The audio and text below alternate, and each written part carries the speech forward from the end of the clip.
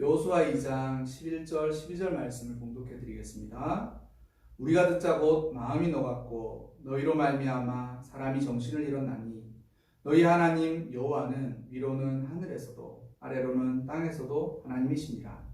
그러므로 이제 청하노니 내가 너희를 선대하였은즉 너희도 내 아버지의 집을 선대하도록 여호와로 내게 맹세하고 내게 증표를 내라. 아멘. 여리고 전투를 앞둔 여호수아는 시딤에서 2명의 정탐꾼을 보내어 여리고를 정탐하도록 했습니다. 데자뷰처럼 39년 전에 가데스 바네아에서 가나안을 정탐했던 일, 그리고 그때에 자신과 갈렙을 떠올렸을 것입니다. 그때와 상황은 비슷할 수 있지만 이번에는 양상이 전혀 달랐습니다. 그때의 일을 복귀하면서 처음에 잘못을 바르게 해야 한다라는 마음이 있었을 것입니다. 본문에 나와 있는 라합이라는 여성은 마태복음 1장에 예수 그리스도의 족보에 들어있는 4명의 이방 여인 중 한 사람입니다. 마태복음 1장 5절에 살몬은 라합에게서 보아스를 낳고 보아스는 룻에게서 오벳을 낳고 오벳은 이새를 낳고 이새는 다윗 왕을 낳으니라. 이 본문에 나와 있는 이 라합이 이 여호수아의 2장에 나와 있던 그 여인이라는 것이죠. 후대의 은혜로운 평가로 그녀의 삶이 규정되기 전에 그녀는 과연 어떤 사람이었던가? 여호수아 2장 1절에는 그녀를 이렇게 말하고 있습니다. 라합이라는 기생의 집에 들어가 유숙하더니. 후대의 은혜로운 평가로 그녀의 삶이 규정되기 전에 그녀는 성벽 근처에서 매춘을 하던 여성이었습니다. 아마도 정확한 현실 감각, 동물적인 판단력, 능동적인 대처, 이런 것으로 나름 성공을 일군 사람이었을 것입니다. 그러던 그녀에게 삶에 대해 변환이 일어났고 혁명적인 전환이 찾아왔던 것이죠. 처음에는 믿기 어려운 풍문이나 가십과도 같은 이야기거리들이었을 것입니다. 광야를 떠도는 한 민족이 있다. 그리고 그 민족은 애굽에서 탈출해서 나왔다.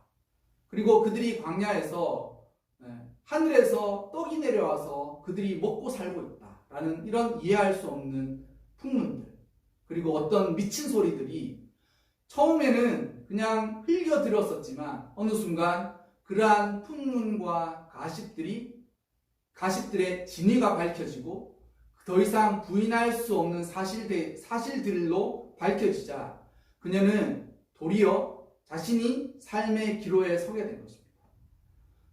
흘려들었던 풍문들이 사실들이 되고 그 소문들의 실체가 진실로 밝혀지면서 광야를 떠도는 이스라엘 백성들의 노정이 자신을 살고 있는 여리고를 향하고 있고, 그리고 여리고에 지금 살고 있는 그녀는 더 이상 어떤 것을 결정하지 않으면 안 되는 그런 운명에 들어서게 된 것이죠. 이스라엘 백성들의 그 광야의 떠돌이의 삶은 더 이상 남의 일이 아니라 자신의 운명을 결정할 수밖에 없는, 자신의 운명이 결정되는 그러한 일들이 된 것입니다. 그녀 역시 결단하지 않으면 안 되었었고 자신의 결단을 따라서 행동해야만 했을 것입니다. 이스라엘 백성들은 40년이 걸쳐 가나안에 겨우 도착했습니다. 그리고 그들은 40년이라는 오랜 기간을 겨우겨우 거쳐서 가나안에 도착했었는데, 하지만 그들이 도착하기 이전에 그들의 소문과 그들의 이야기가 이미 여리고에 먼저 도착한 것이죠. 그리고 그 이야기와 그 소문들, 그리고 이스라엘 백성들의 이야기들은 여리고 사람들 모두를 집단 공황의 상태로 몰고 가게 된 것입니다. 오늘 우리가 읽었던 2장 11절에도 성경에 간담이 녹았다라고 말하지 않습니까? 히브리 성경을 보면 이 단어가 무그라는 단어인데 이건 녹여버리는 거예요. 물 같은 걸로 모든 걸 확 녹여버리는 거죠. 물처럼 모든 것이 녹여지거나 아니면 어떤 것들이 물 안에 용해되어서 없어지는 그런 뜻을 가지고 있는 것입니다. 그리고 심지어는 너희로 말미암아 사람들이 정신을 잃었다. 이것이지 않습니까? 아마도 그녀는 이 두 명의 정탐꾼들에 대해서 했던 모든 이야기는 자신의 신앙의 고백이었던 것입니다. 너희 하나님 여호와는 위로는 하늘에서도 아래로는 땅에서도 하나님이시니라. 이것이 그녀의 신앙 고백이었던 것이죠. 마치 이런 것 아니겠습니까? 어떤 사람을 전도하려고 마음먹고 그 사람 집에 갔었는데 그 사람이 사람들 앉기도 전에 그런 이야기를 하는 거예요. 하나님에 대한 자신의 진한 간증을 쏟아내면서 내가 겪은 하나님은 이러한 하나님이다 라고 이야기를 하는 것과 거의 같은 것이죠. 때때로 어떤 사람들은 그녀가 기회에 편승한 기회주의자 아니냐, 아니면 나라와 민족을 배반한 매국노다, 이렇게 이야기할 수도 있겠지만, 여러분, 하나님의 진리는 이 세상에 있는 도덕을 때때로 초월합니다. 하나님은 도덕적이신 분이시지만 세상에서 믿고 신뢰하는 도덕이 하나님의 전능하심을 구속하거나 억압하지 못합니다. 하나님은 그 도덕을 초월하셔서 존재하시는 분이신 것. 왜 그 어떠한 한 여인 라합에게 이러한 전환적인 변화가 일어납니다. 라합이 획기적인 변혁으로 하나님을 믿게 된 것에는 하나님의 보호를 받는 이스라엘에 대한 동경과 자신이 살던 세상에 대한 환멸이 그 저변에 깔려 있습니다. 하나님의 보호를 받는 이스라엘에 대한 동경이라는 것은 하나님께서 광야에서 이스라엘 백성들을 먹이시고 마시게 하시며 보호하시고 인도하신 것을 뜻합니다.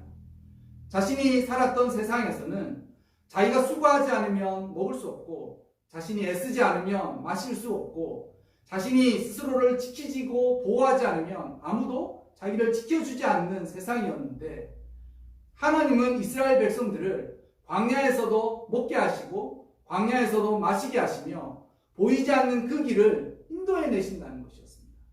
그리고 자신은 이제 그러한 하나님을 알게 된 이후에 나 역시 그 하나님을 의지하고 그 하나님께 의뢰하며 그 하나님을 믿고 의지하는 이스라엘 백성들처럼 되고 싶다는 것이 그녀의 마음이었습니다.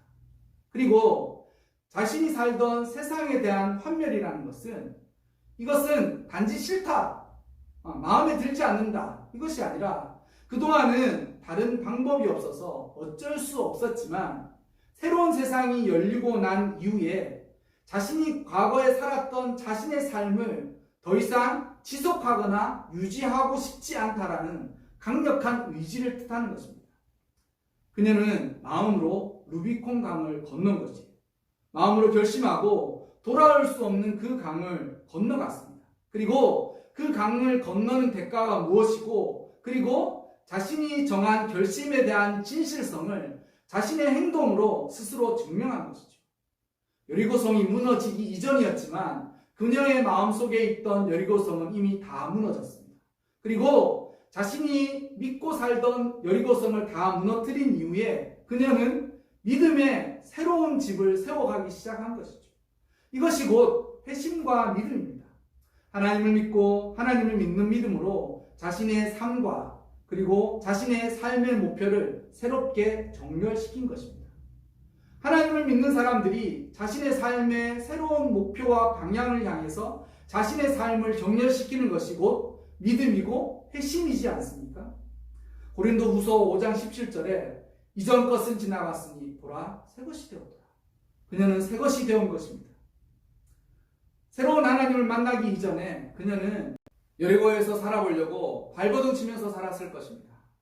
사람들이 흔히 말하는 것처럼 세상이 다 그렇지 뭐, 나 혼자 안 한다고 되는 세상도 아니고 안 하는 나만 바보 되는 세상이다 라고 생각하면서 현실의 힘과 논리에 자기 자신을 적용시키고 세상의 힘과 논리에 적응하면서 그렇게 살아가다가 거룩하신 하나님을 만나게 된 것입니다. 광야에서 자신의 백성을 먹이시는 하나님, 광야에서 자신의 백성을 인도하시는 하나님, 거룩하신 하나님, 전능하신 하나님, 그 하나님을 만나고 그 하나님에게 이제 자신의 영혼을 의탁하고 자신의 삶을 그 하나님에게 의지하리라 라고 결심하게 된 것입니다. 여호수아 2장 12절에서 13절의 말씀을 보면 내가 너희를 선대하였은즉 너희도 나를 선대하라. 내 아버지의 집을 선대하고 우리 목숨을 건져내라 라고 하면서 여호와로 맹세하라 라고 말하고 있습니다. 여호와는 이제 그녀에게 있어서 소문으로 듣던 하나님이 아닙니다. 여호와는 이제 그녀에게 있어서 실존이고 진리가 된 것이죠. 라합은 믿음으로 자신과 가족을 구원하고 새로운 가문을 일으켜 세운 것입니다. 주 예수를 믿으라. 그리하면 너와 내 집이 구원을 얻으리라. 우리의 믿음은 어떠합니까? 여호와 하나님이 우리에게도 하늘에서의 하나님과 땅에서의 하나님이심을 믿고 계십니까?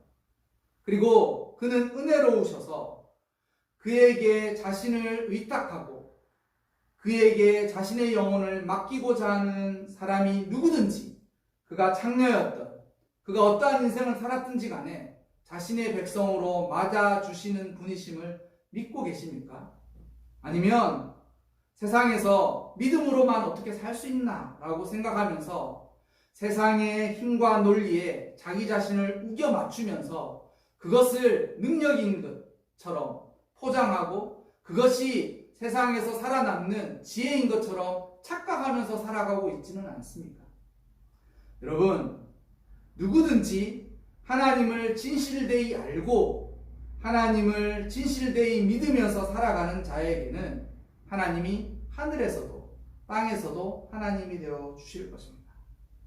여러분, 오늘 우리가 읽었던 이 본문 그리고 오늘 우리의 본문에서 자신의 삶의 믿음을 보여준 이 라합을 귀히 생각하시면서 여러분에게도 그 하나님은 하늘에서도 하나님이시며 땅에서도 하나님이신 것을 믿고 이제 나의 영혼과 나의 가족을 그 하나님에게로 맡기고 의탁하겠노라라고 결심하면서 우리의 삶을 살아가기를 믿음으로 축원합니다.